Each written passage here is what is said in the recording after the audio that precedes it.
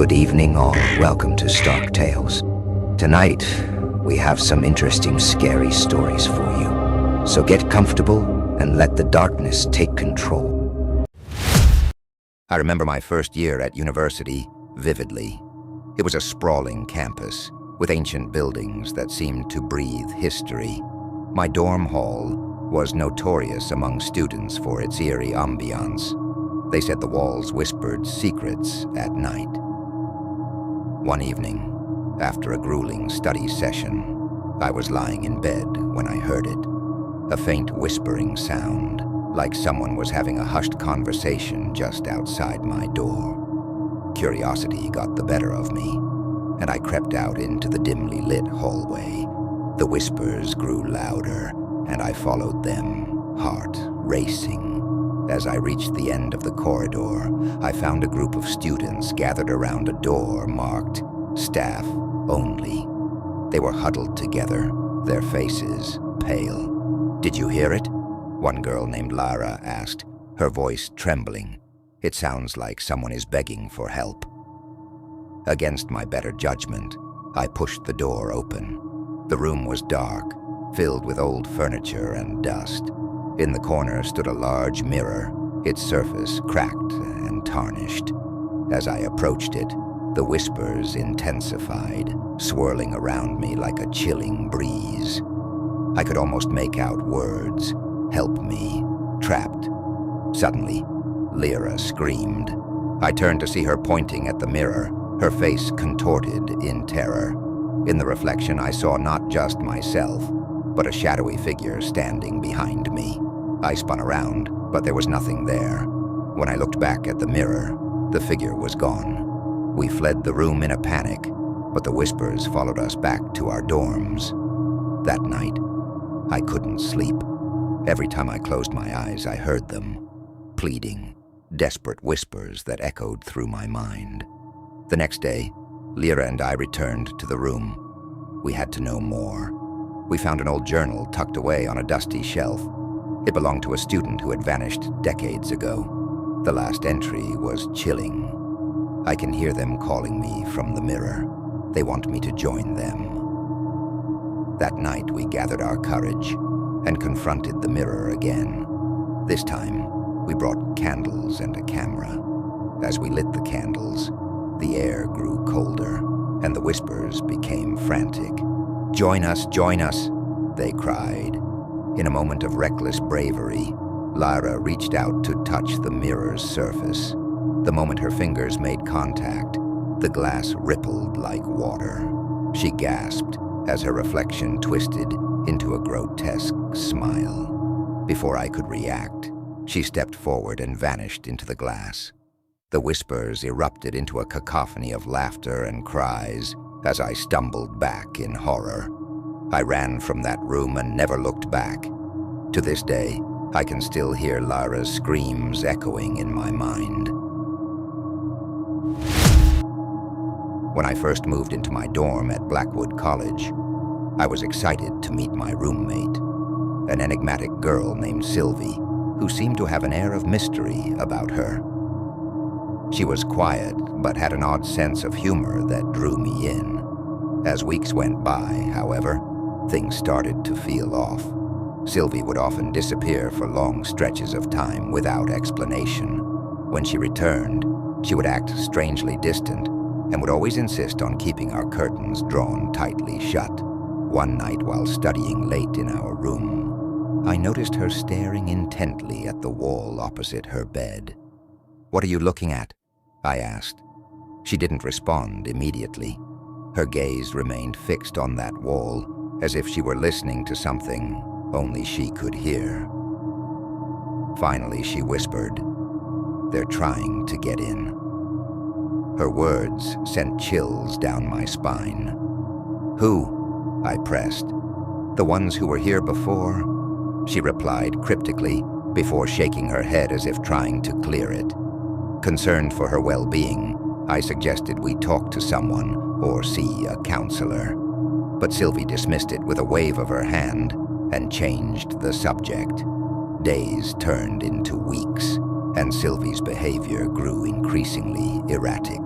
She began speaking in hushed tones to herself, and would sometimes wake up in the middle of the night, screaming about shadows creeping into our room. One particularly stormy night, she vanished again without a word. Hours passed before she returned, her clothes soaked and her eyes wild with fear. "I saw them," she gasped as she collapsed onto her bed. "They're getting closer." I tried to comfort her, but felt an overwhelming sense of dread wash over me. That night, as we lay in our beds, listening to thunder rumble outside, Sylvie suddenly sat up with wide eyes. "They're here," she shouted. Before I could react, she lunged toward me and grabbed my arm tightly. "You have to help me. They want me." Panicking now, I tried to pull away from her grip, when suddenly our room plunged into darkness. The power had gone out due to the storm outside. In that pitch-black void, Sylvie's grip tightened even more as she whispered frantically about shadows creeping closer and voices calling her name. Then came a loud banging from our window. Something was trying to get in. My heart raced as fear coursed through me. All rational thought fled my mind. I managed to break free from her grasp and scrambled toward the door when Sylvie screamed again. A blood-curdling scream that echoed through the darkness. I burst out of our room and ran down the hall towards safety while Sylvie's cries faded behind. When morning came and power returned, I gathered my courage to return to our room, but it was empty. Sylvie had vanished without a trace. No one had seen her since that night. The library at college was my sanctuary. It was old and musty, with towering shelves that seemed to stretch into infinity. One rainy night during finals week, I found myself studying alone in the back corner, surrounded by stacks of books. As the clock struck midnight, an unsettling feeling washed over me. The library felt different. It was as if the shadows were alive and watching. I tried to shake it off and focused on my notes when I noticed a peculiar book on a nearby table. It was leather-bound and looked ancient. Curiosity piqued. I opened it. The pages were filled with handwritten entries detailing strange occurrences and disappearances of students over the years. The last entry caught my eye. At midnight on the full moon, the library reveals its true nature. Suddenly the lights flickered and went out. A cold draft swept through the aisles, sending shivers down my spine. Panic set in as I realized I was alone in complete darkness. Just then I heard soft footsteps echoing through the library. "Hello?" I called out, my voice trembling. No response came, but the footsteps continued, slowly approaching me. My heart raced as I fumbled for my phone to use as a flashlight. When I finally turned it on, I was met with an empty aisle. I took a deep breath and decided to leave, but as I turned to head for the exit, a chilling whisper filled the air. "Stay, just a little longer." Frozen in fear, I turned back toward the source of the voice but saw nothing. Then I noticed something strange. A door that had never been there before appeared at the end of one aisle. It was slightly ajar, and a faint light flickered from within. Against my better judgment, I walked toward it. As I approached, the whispers grew louder. "Come in. Join us." My heart pounded in my chest as I pushed the door open. Inside was a room filled with dusty bookshelves and an old wooden table at its center, where several ghostly figures sat reading intently. They looked up at me with hollow eyes and smiled eerily. "Welcome," one of them said in a voice that sent chills down my spine. "We've been waiting for you." Before I could comprehend what was happening, they reached out toward me with skeletal hands. Panic surged through me as I stumbled backward and fled from the room. I burst out of the library into the night air and never returned again. To this day, If you visit my college during a full moon at midnight, you might still hear their whispers calling for new souls to join their eternal study. I never believed in ghosts until I moved into dormitory 3 at Crestwood College. My roommate, Sarah, loved to tell stories about the shadows that roamed the halls at night. I laughed it off, convinced it was just a way to spook me. But as the semester progressed, I would come to realize that some tales are rooted in chilling truth. One night, while studying for an exam, I felt an unusual chill in our room. I glanced around the room, and for a fleeting moment, I thought I saw a figure standing in the corner, a silhouette shrouded in darkness. I blinked, and it was gone. Just fatigue, I muttered to myself, shaking off the unease. But that night, sleep eluded me. Every creak of the building felt amplified, echoing through the silence. Then came the whispers, soft and indistinct, like a distant conversation. I tried to convince myself it was just my imagination. The next evening, Sarah and I were in our room when she suddenly gasped. "Did you see that?" she asked, her eyes wide with fear. I hadn't seen anything, but she pointed toward the window. Outside, a shadow flitted past, moving too quickly for me to catch a glimpse. That night, I decided to investigate. Armed with only my phone's flashlight, I stepped into the dimly lit hallway. Suddenly, a figure appeared at the far end of the hall. A girl in a tattered white dress, her hair hanging like a curtain over her face. She pointed toward the basement door before vanishing into thin air. I stumbled upon old photographs pinned to the wall, faces of students who had gone missing over the years. Then came the whispers again, now frantic and desperate. "Find us." I turned to leave, but something cold gripped my ankle.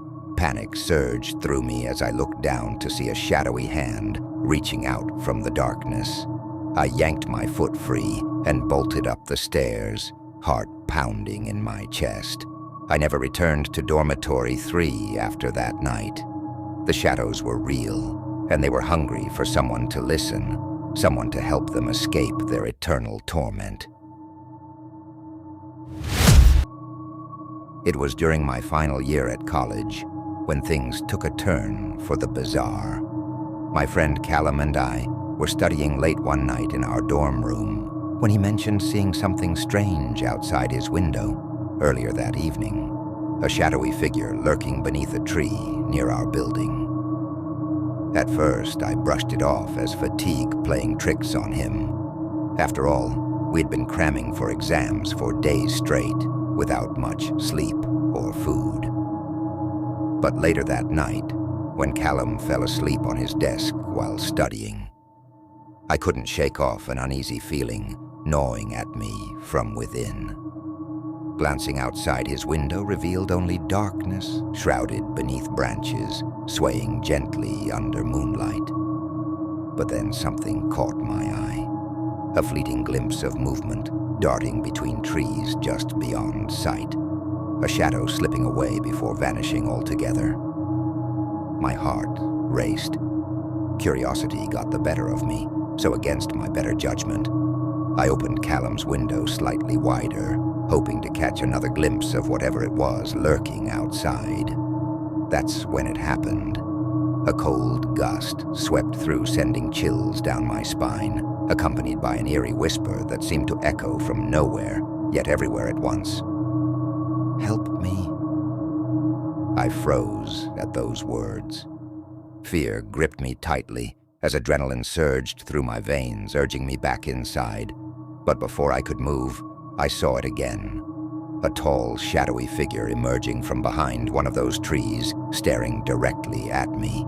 Its features were indistinguishable. All I could make out were two glowing eyes piercing through darkness like lanterns, beckoning me closer, despite every instinct telling me otherwise. Suddenly, Callum stirred awake, groggily rubbing his eyes. "What's wrong?" he mumbled sleepily, glancing toward where I stood frozen by his window, only for him, too, to catch sight of it. "What is that?" he gasped, standing up abruptly, now fully alert. But before either one of us could react further, the figure vanished into thin air, leaving only silence behind. We spent hours discussing what we had seen, trying desperately rationalize it away. But no matter how hard we tried, we couldn't shake off that feeling, that presence watching us, still lingering just beyond reach.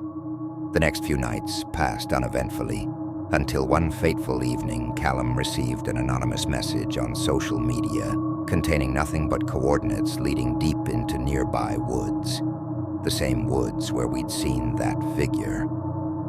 Against all reason, we decided to investigate together, armed only with flashlights, hoping perhaps this time we'd uncover something concrete, rather than mere shadows dancing across our minds.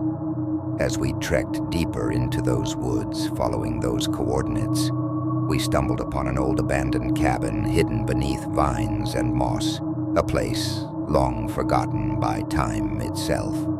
Inside lay remnants of what appeared once to be someone's home. Faded photographs scattered across dusty floors depicting families smiling happily together.